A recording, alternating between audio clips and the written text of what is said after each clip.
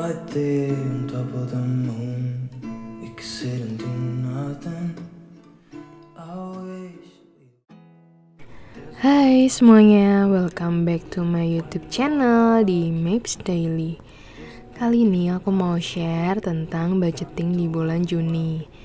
Nah, gak terasa ya teman-teman, kita udah sampai di bulan ke-6 di tahun ini.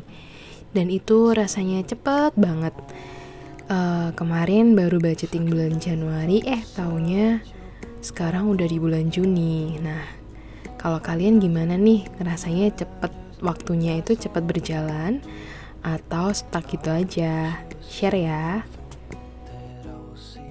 Nah, kemarin aku beli stationery di Daily Official. Aku beli beberapa notes dan beberapa ballpoint maupun ballpoint warna gitu teman-teman.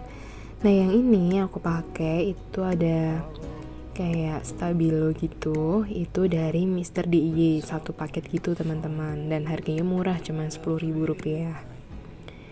Nah, kalau untuk pulpen warna ini aku belinya di Daily Official, nanti aku share description box ya. Nah, di bulan ke-6 ini aku sudah merasakan manfaat dari budgeting gitu ya teman-teman. Walaupun nggak semuanya itu berjalan muncul, banyak rintangan, halangan, tapi puji Tuhan bahwa kita bisa mengumpulkan sisa-sisa dari belanja atau dari sisa-sisa anggaran lainnya itu untuk ditabung atau dimasukkan ke dalam saving challenge. Aku juga belajar bahwa untuk budgeting itu memang harus membutuhkan niat, karena apa yang sudah kita planning harus kita jalankan gitu ya, walaupun semuanya nggak selalu sesuai dengan planning, tetapi paling tidak kita punya rulesnya dulu nih, atau pedomannya dulu, apa aja sih yang boleh kita belanjakan dan apa saja yang tidak boleh dibelanjakan sesuai dengan budget yang ada. Nah, selain itu, budgeting juga jadi me time aku karena aku bisa menghias seperti ini. Kemudian aku bisa berkreasi dan ini menjadi salah satu me time menurut aku yang fungsional gitu loh teman-teman. Jadi bisa bermanfaat. Selain untuk me time, selain untuk mengasah keterampilan dalam menggambar gitu ya, walaupun gak bagus-bagus banget, tetapi ini bisa buat me time ala aku gitu. Nah, kita udah hias stiker aja lah pokoknya ya. Kalau nggak bisa gambar yang macem-macem, minimal kita hias pakai stiker yang murah meriah ini gitu ya teman-teman. Nah, bahas untuk budgeting gitu ya teman-teman. Aku sih masih dalam tahap belajar gitu. Jadi ya menabungnya baru bisa sedikit karena aku masih punya hutang gitu. Jadi aku memprioritaskan kewajibanku untuk membayar hutangnya dulu gitu ya teman-teman. Jadi untuk saving atau biaya-biaya yang lainnya itu aku masih sedikit atau malah mungkin belum bisa ada duitnya. Untuk itu dimulai nih kita mencari side job atau penghasilan lain ya, dari online shop, dari affiliates gitu. Walaupun belum terlalu banyak, tetapi puji Tuhan ada aja rezekinya gitu ya teman-teman. Jadi kita bisa menambah tabungan. Dan yang paling penting, kunci utamanya adalah bersyukur gitu ya. Karena kita harus bersyukur dengan apa yang sudah kita capai saat ini.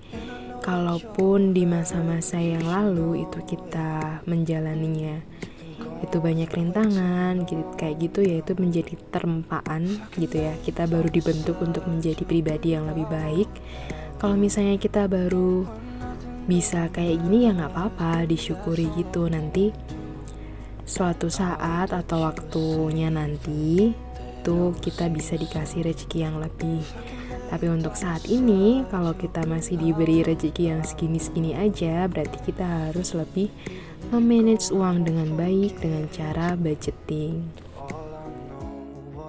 Nah, ini untuk pendapatan masih sama. Kemudian untuk sedekah dan kasih orang tua itu aku nggak kasih info di sini ya teman-teman. Ini merupakan privasi aja gitu ya. Dan sekali lagi aku bukan bermaksud untuk pamer atau untuk istilahnya pamer penghasilan, tabungan dan sebagainya, itu enggak. Tapi di sini kita sama-sama belajar, sama-sama tahu kalau misalnya metode ini siapa tahu cocok di kondisi keuangan kalian, karena nggak semuanya itu cocok gitu ya teman-teman. Kalau di aku, di kasusku itu untuk metode yang 50, 40, 30, 20% gitu nggak bisa, karena memang kewajiban aku itu lebih besar. Jadi ya kita sesuaikan dengan kondisi yang ada gitu ya teman-teman.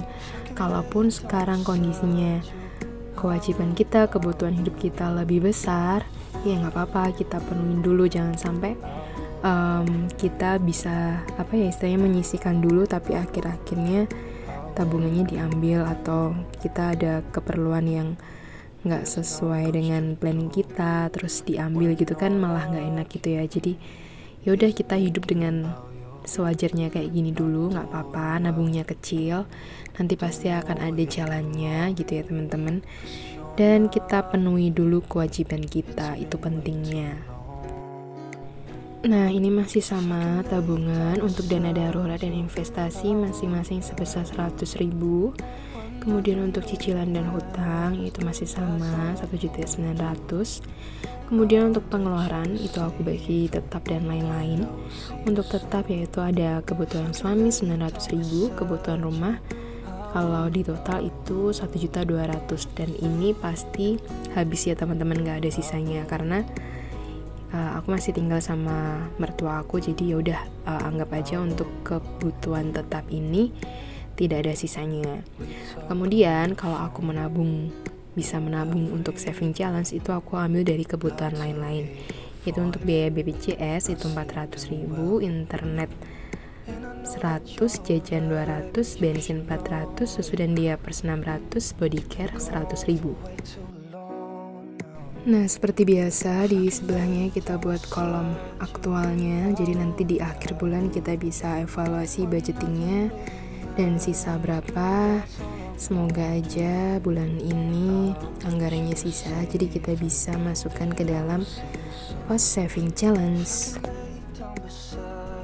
Nah, kita sharing pengalaman aja ya teman-teman. Siapa di sini yang kasusnya sama kayak aku, bahwa masih punya hutang dan cicilan yang besar gitu, jadi belum bisa nabung banyak, sama kebutuhannya itu banyak gitu ya. Jadi teman-teman belum bisa nabung banyak, itu kalian senasib nggak sama aku gitu ya. Ada kalanya ya manusiawi, rasa lelah itu ada kok, hutangnya nggak lunas-lunas ya gitu kan.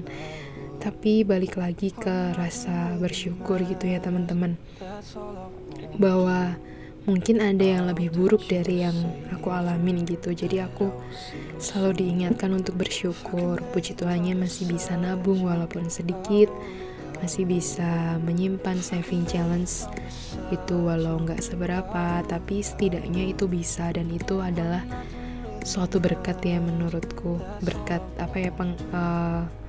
berkat yang lain walaupun gaji kita itu mepet gitu. Nah, mungkin saatnya memang kita harus bersusah-susah dahulu untuk ya menyelesaikan kewajiban-kewajiban. Kemudian nanti ada saatnya, siapa tahu penghasilan kita naik, amin gitu ya, dan kita bisa menabung lebih banyak lagi gitu ya teman-teman. Jadi gak apa-apa, kita nikmati prosesnya aja. Aku selalu menyemangati diriku sendiri bahwa ya gak apa-apa, kamu baru ada di fase sekarang ini gitu kan.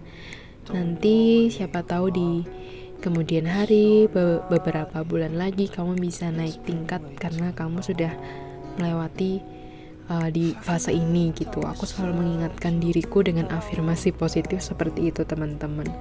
Kalau kalian gimana? Nah, ini aku masukin uang-uangnya ya ke pos-pos budgeting yang sudah aku buat. Gitu teman-teman. Nah, itu tadi sedikit curhatan dari aku. Semoga ini bisa menginspirasi kalian kalau kalian lagi galau atau lagi sedih dengan posisi yang sama kayak aku. Semoga aku bisa menjadi apa ya istilahnya penyemangat juga buat kalian, karena kalian nggak sendiri gitu. Ada banyak mungkin yang kasusnya sama dengan kita, tapi apa ya namanya nggak di share aja gitu. Tapi itu kita diingatkan lagi untuk selalu bersyukur dan bersyukur. Jangan lupa kita juga berusaha dan berdoa.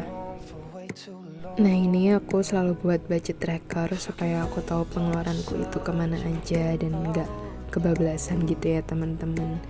Ini jadi tips buat kalian juga yang mau buat budget tracker. Nah, aku buat yang mini ini karena aku bisa bawa ke mana aja, bawa kerja, so aku selalu bawa ini.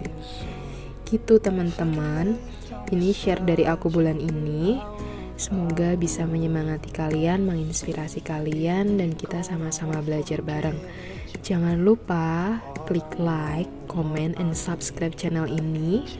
Dan kita ketemu lagi di channel berikutnya dengan evaluasi budgeting atau konten-konten lainnya. Oke, aku butuh penyemangat dari kalian dengan klik tombol subscribe-nya. Terima kasih ya. Bye. When nothing really matters, that's all I wanna do.